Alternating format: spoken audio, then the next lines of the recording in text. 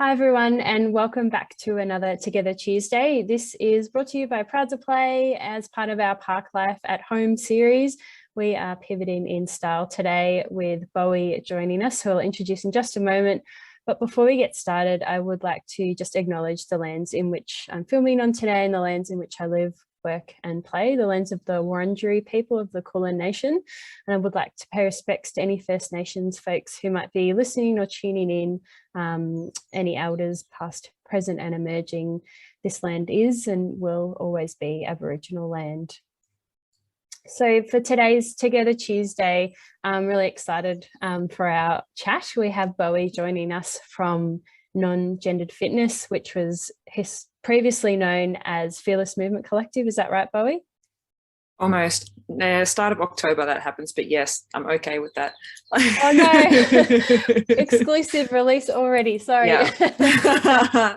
Well, it's all happening here. So welcome to those of you tuning in. Maybe we're joining you on some sort of walk where you're holding your phone awkwardly so you don't hit the screen and it pauses. I do that a lot. Sorry, we will try to get some sort of audio recording of this, but for now you're stuck with our faces. So Bowie, thanks so much for joining us. I guess I'm making up stories about your business and your story. So give us a bit of background for people who might not know who you are. What work do you do in the community, and how did you come about that? Sure thing. Thanks for the nice introduction and having me here. My name is Bowie. I use they, them pronouns. I currently am co-founder of Fearless Movement Collective, but as Lauren kind of shared, we are in the process of changing our name because Fearless Movement Collective is a little confusing, doesn't quite talk about who we are or what we do, which is personal training, fitness coaching, transition support for trans and gender diverse folks in Australia, all around the world. We work to help people just move their bodies in the ways that feel good for them in however that may look. It doesn't have to be any sort of standard or generic like gym style of thing. We're kind of anti-gym, anti-fitness industry because it's pretty kind of shit. I hope I'm allowed to swear. I just did. Sorry if anyone got offended. No, I love this sentiment. I also love swear words. We'll put a little warning up for people. But yes, I have been watching some of your posts around anti-lock-in contracts and talking about how the fitness industry tends to try to trick us. I recently went to a local gym of mine in when we weren't in lockdown for that short period, and I thought I'll sign up and I'll check out the gym, and straight away there were all these assumptions made about me. I walked in the door and there was assumptions around how fit I was. There was assumptions around what goals I wanted to achieve because of my perceived gender. There were assumptions around what areas, what classes I might want to use. I got a very detailed look at the Pilates area, and I don't think all genders would have gotten such a close look at the Pilates room. So tell me what you mean when you say anti-gym. You're a gym organization. How does that work?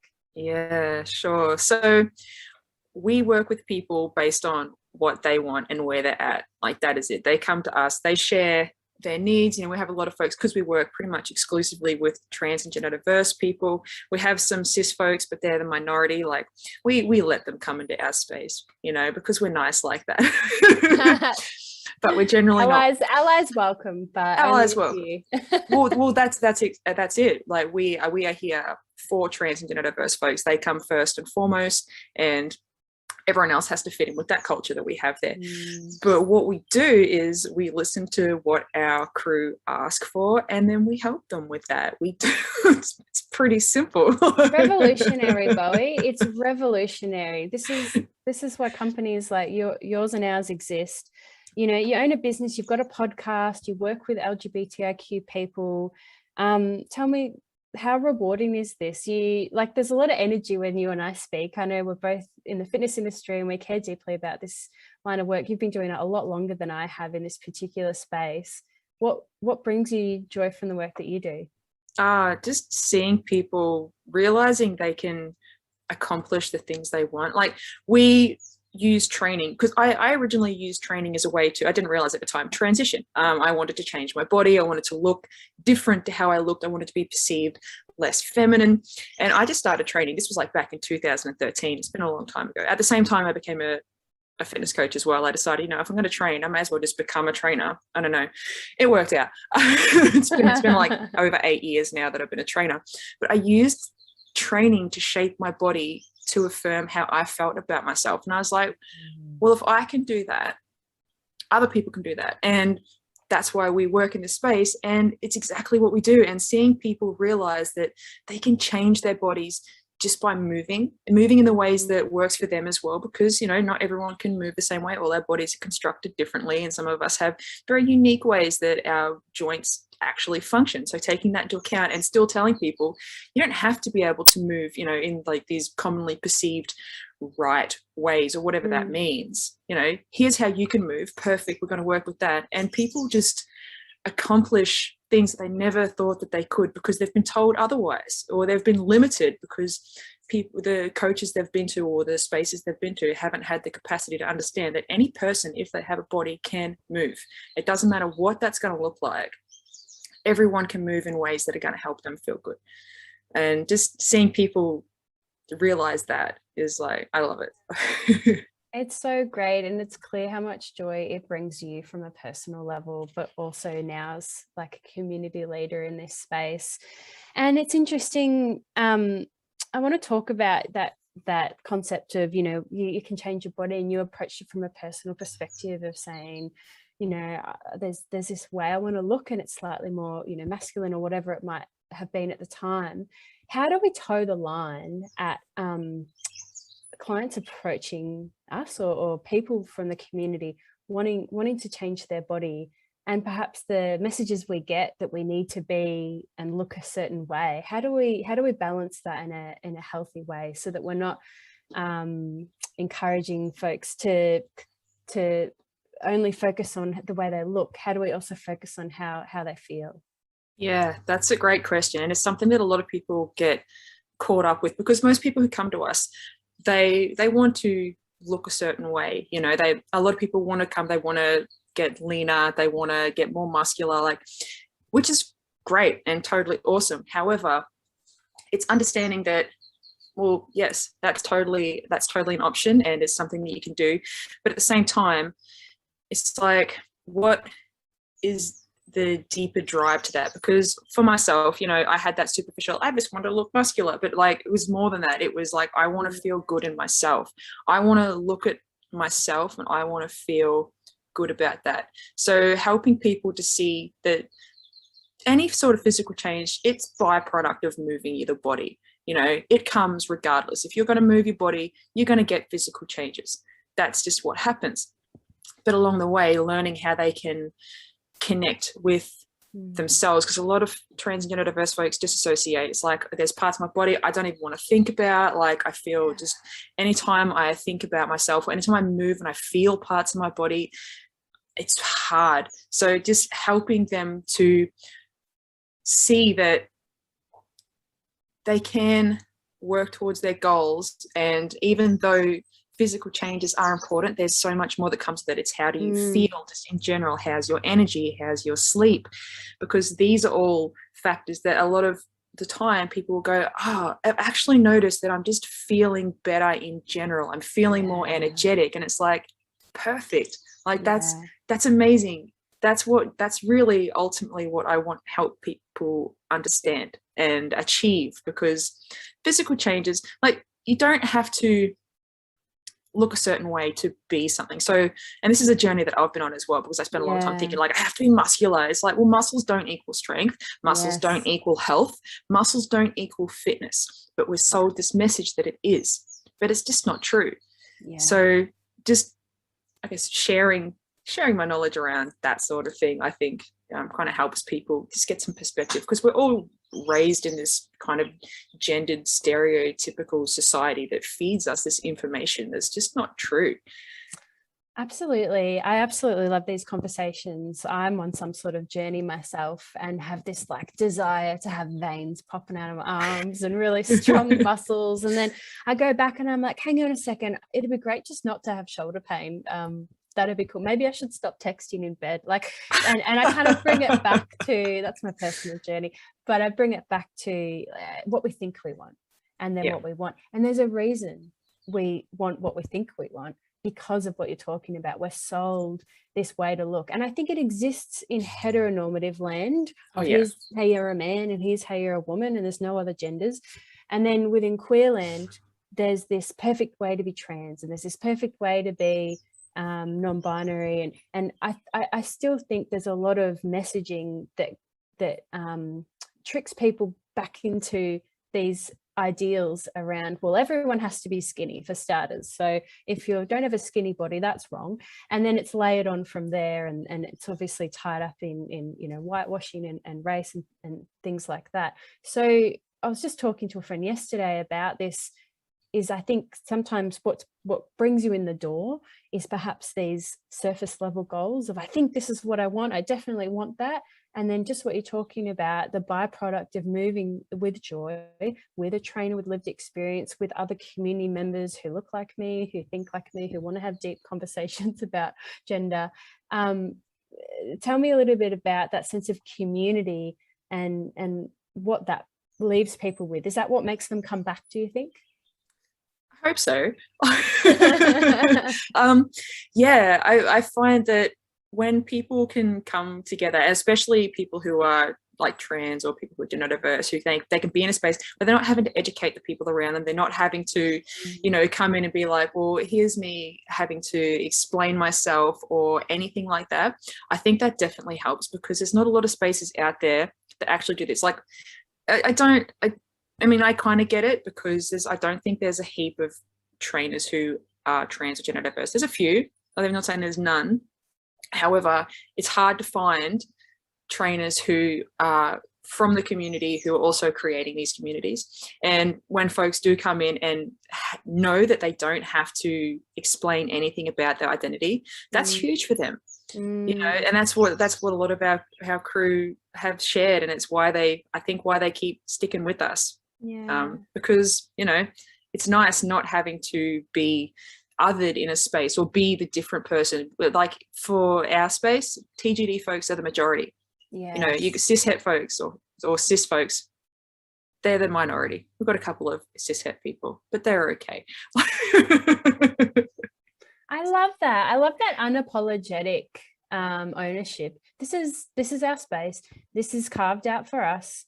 Come and don't waste your emotional labor. Don't spend any energy educating us on a pronoun or anything like that. We're beyond, you know, a lot of our work at Proud to Play is LGBT 101, we call it, and we come in to sporting clubs, you know, as you would know, being a board member, who just have no experience working with the LGBTIQ community. And we have to go back to basics and say, hello, we're here, we exist, and we'd love for you to be nice to us. And here are some ways you can do that.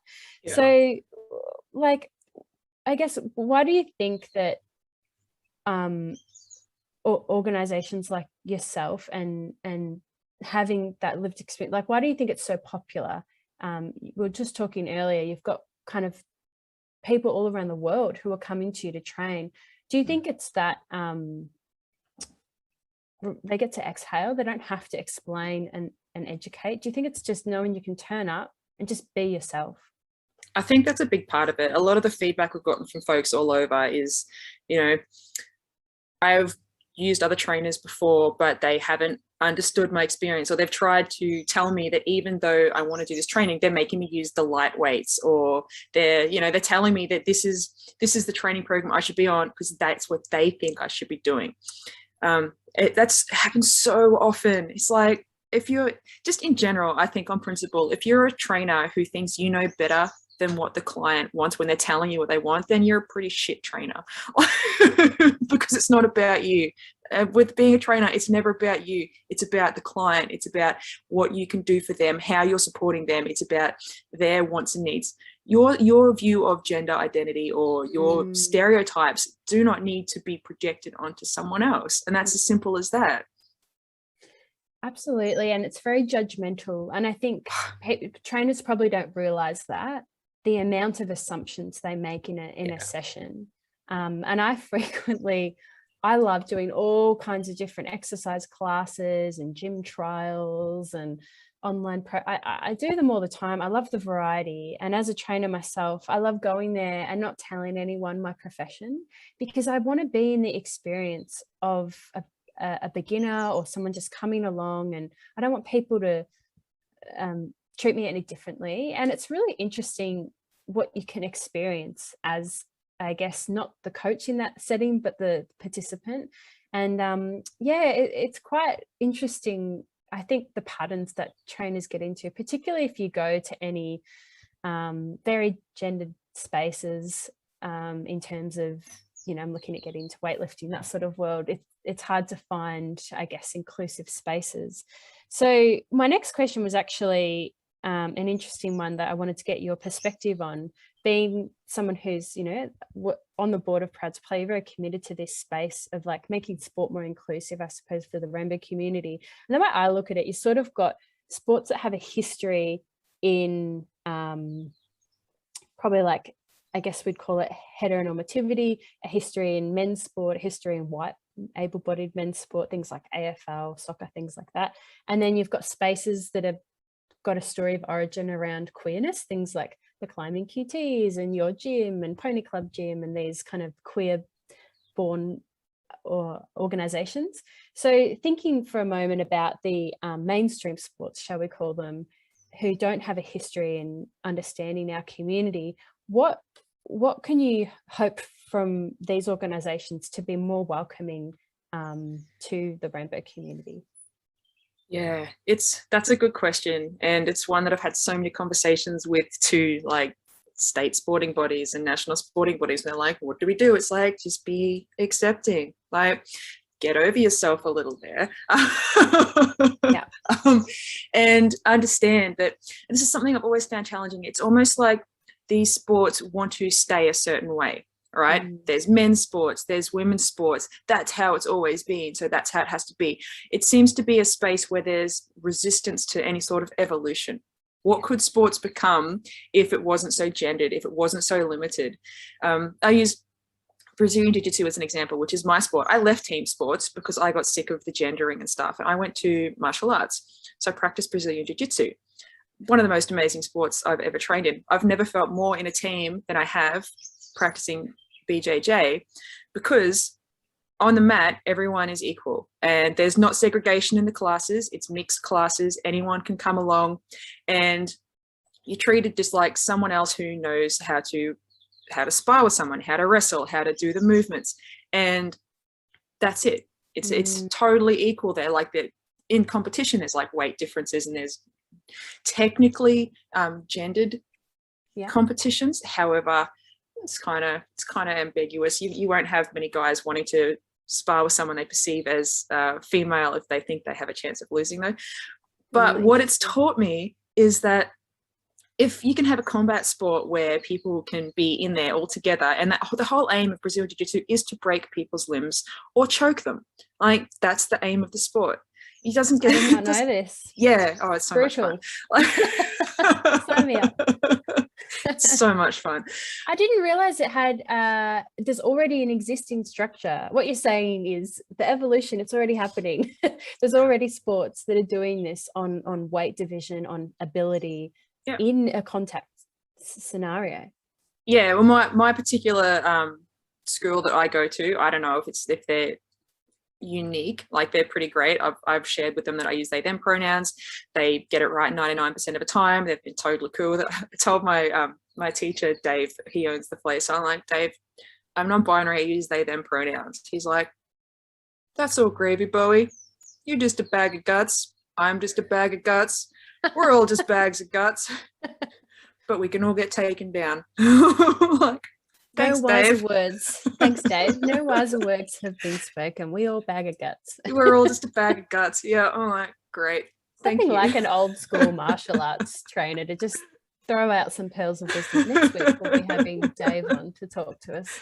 How fantastic. So, you know, we've seen a lot of sports like, you know, at the Olympics, we've got skateboarding now. We've had a non-binary athlete compete. We've got rock climbing. They've started some open gendered divisions.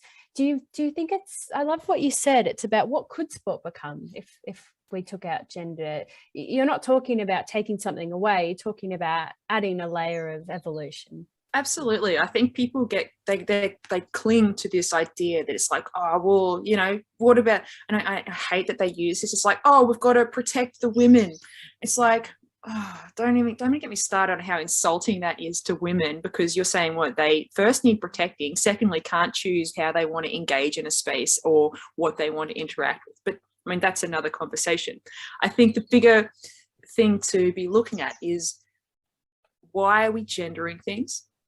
Because how many sports are there that don't actually need gendering? You take surfing, snowboarding, skateboarding, all of these sports that are still gendered in their competition. And it's like, but why? Climbing even. It's like, there's no need for gendering certain sports, and yet we still do, because it's what we've always done, right? You know, men feel good when they're beaten by other men, but they might feel good when they're beaten by someone who's AFAB, because fragile masculinity. You know, so it's looking at, you know, if someone wants to be in a particularly gendered team, like they want to be on a men's team, they want to be on a women's team, fine, let them. What about people who want to be on a mixed gendered team? You know, why is that not just something that is available? And you look at sports like football and stuff, that it's positional based on someone's weight and size. You won't have a front rower in a rugby league who's like a tiny little person who weighs 60 kilos.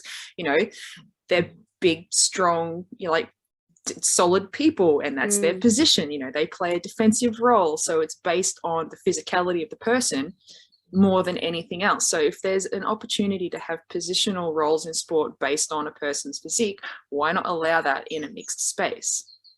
Absolutely. And when do we need to start introducing, I think, and challenging these beliefs and norms around gender? I think to high school, and we work, as you know, with a lot of school-aged people who are finding their identity, whether it's in the gender space or sexuality space. And a lot of people look back at school as being a really difficult time of engaging in sport and thinking about participating. It's very segregated in terms of gender. I remember there was some inclusion strategies like having a girls' corridor, which I think is somewhat problematic now thinking back on it. What's a girls' corridor? What is that? So yeah, this is interesting. I actually thought it was a really good inclusion strategy, if I'm really honest with you, until I kind of probably broke it down a little bit further. Essentially, it was a space in which men couldn't enter. So for some girls, we had a problem when I was in high school that a lot of girls didn't want to participate in sport, which is still the same, unfortunately, as what a lot of the data and trending is showing us. Around that 14 age mark, we see a rapid decline. So the PE teacher set up this corridor, so only girls can go here. So if you're worried about being tackled, let's say with soccer, by someone, you're only going to be tackled by other girls. So look, I think we probably could have made it perhaps a light contact channel, so that any gender could opt to go there, and perhaps a full contact area. But once again, you know, it goes to show that our preconceived thoughts about gender can really impact the way we segregate people. I've forgotten what my point was, but I'm sure it was very important. I like to use roller. Right.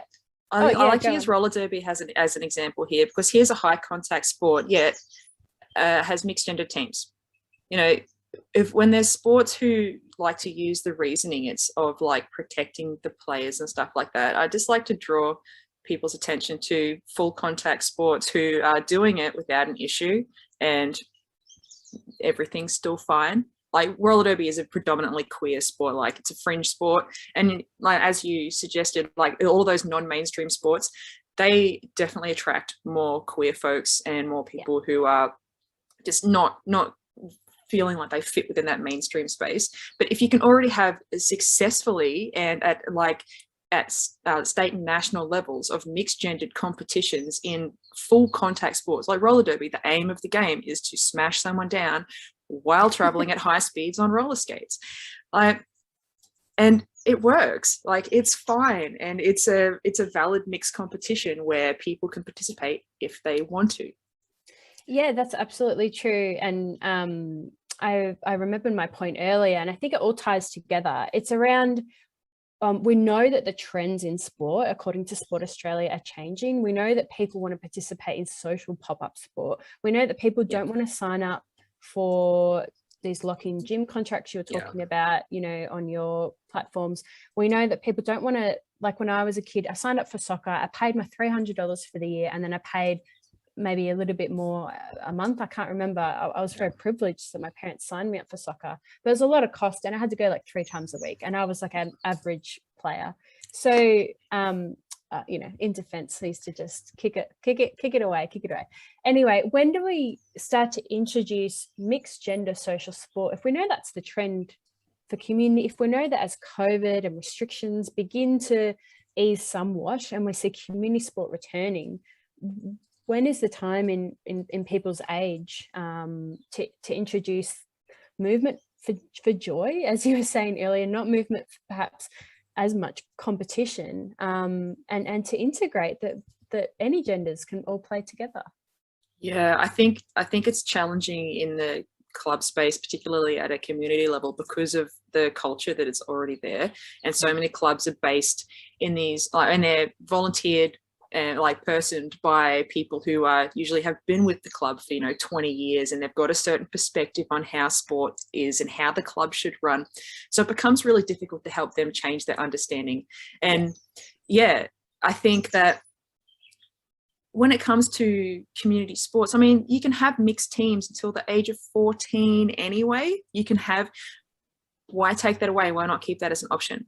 I mean, what has also been found in school sports is that there were certain schools in Melbourne who trialed, because they had trans and gender diverse young people attending the school. So for the sports days, they're like, okay, there's the boys competition, the girls competition, and a mixed gendered competition for anyone who wants to participate. Yeah, and it worked really well. They did it at a sports day, so their friends could run together and friends could compete against each other. So there's been small sample sizes, but there's been some really positive research out there that shows that kids just want to participate together. I think a lot of that kind of issue arises from what they learn from adults and what they see reflected from the people who are older who participate, and the messaging that comes with that as well. So I don't see why there can't be an option to always say, here's a mixed team. Like netball does it. Netball has mixed competition, and they're actually doing really well with kind of helping to change the space in that way. So there are some mainstream sports who are better at it than others. But it's hard. Yeah, it's hard when their origin story isn't in this space. So I think when I think about sport and rainbow inclusion, I sort of hold 2 camps for what's your origin story. Have you started off a bit queer, then you're at a different space, and yes, we still need to do the work.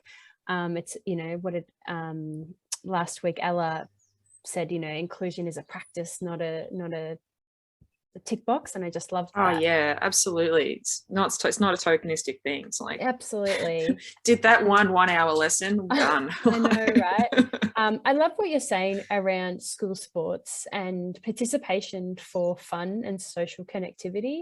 It's quite interesting that I think adults have caught up with this concept of social sport, and you see a lot of clubs doing, we've got inclusion programs where people can do more social sport. 6 weeks, you rock up, you have fun. There's a lot of cool sports popping up that maybe you wouldn't have tried lacrosse, but perhaps you've seen, the Brunswick lacrosse ads like I have and thought, that looks fun, I'd go along to that. And I get a sense that it would be welcoming of the LGBTIQ community. They've done a great job with their marketing and visibility and things like that.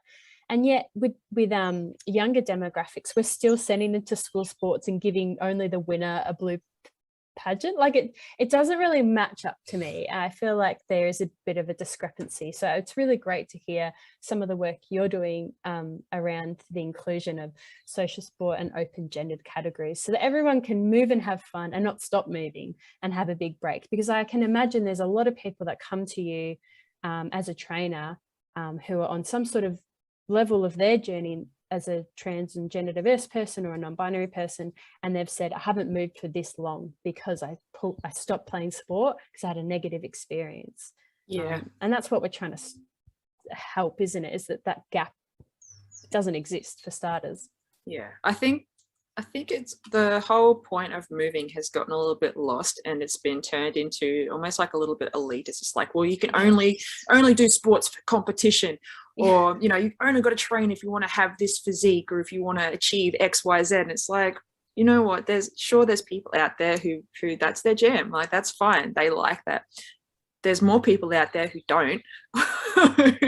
You know, when it's not about smashing yourself or going all out or doing those extreme, like high intensity type activities, because that's just not for everyone. But that is so often how it's been sold. So people will avoid participating in things because they feel like straight up there's a barrier there because they're not fit enough. I've had people come to me and say, I want to train with you so I can get fitter. So once I'm fit enough, then I'll go to a gym. And it's like, there's so much wrong with that. If people are feeling like they've got to look fit before they can go to a gym, which is supposed to be the place where you go to get fit, it's like this. There's a lot of just toxic messaging pushed by the fitness industry, pushed by sports as well, because I think health and fitness is sold with a certain look, but it also doesn't take into account that certain sports people have different physiques. You look at a shot putter, like an Olympic shot putter, they're not like super lean. They're not small people. They're big, strong people. You look at people who do strong person competitions, same thing. It's not about physique, it's about strength and power, and strength and power isn't being as lean as you possibly can. So it's about changing the message of how athletes are even shown as well, because like a lot of elite athletes, there's only particular ones that are shown, the ones that have that physique that supports that messaging of, like, you know, toxic masculinity, with men being muscular and women being petite and, you know, slim, and I don't know whatever other things ladies are forced to be. There's so much of that involved. Absolutely. And that's why I think I've really enjoyed the coverage of the Olympics and the Paralympics at the moment, and just the body diversity that we're seeing in lots of different athletes competing and coming together. And it's really, for me, it is affirming to see different body shapes and sizes doing amazing things. And even though we're people who talk deeply and think deeply about this stuff, and yet still, as you mentioned earlier, you've been on your own journey about being, why do I still want to have like these, you know, this type of physique? Is it really what I want?